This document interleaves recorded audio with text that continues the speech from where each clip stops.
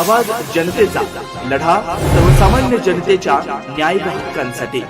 राहुरी मतदारसंघातील पोटनिवडणुकीच्या पार्श्वभूमीवर बुऱ्हाणनगर या ठिकाणी पार पडलेल्या शिवनिर्धार यात्रा बैठकीनं राजकीय वातावरण तापलंय। असंख्य महिलांच्या उत्स्फूर्त उपस्थितीत झालेल्या या बैठकीत ही निवडणूक आता आमची आहे, जनतेनेच ती हातात घेतलेली आहे असा ठाम निर्धार व्यक्त करण्यात आलाय।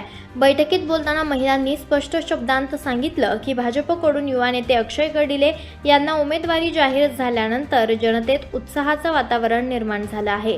आज शिवाजीराव कर्डिले साहेब आपल्यात नसले तरी त्यांनी पाहिलेलं विकासाचं स्वप्न आम्ही सर्व मिळून पूर्ण करणार असा भावनिक सूरही यावेळेस उमटला।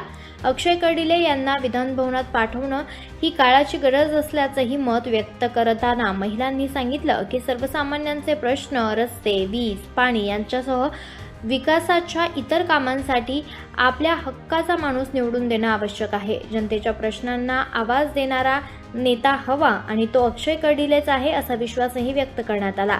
या बैठकीला युवा नेते अक्षय कर्डिले, माजी नगरसेवक शीतल जगताप यांच्यासह बुऱ्हाणनगर आणि पंचक्रोशीतील ग्रामस्थ मोठ्या संख्येने उपस्थित होते।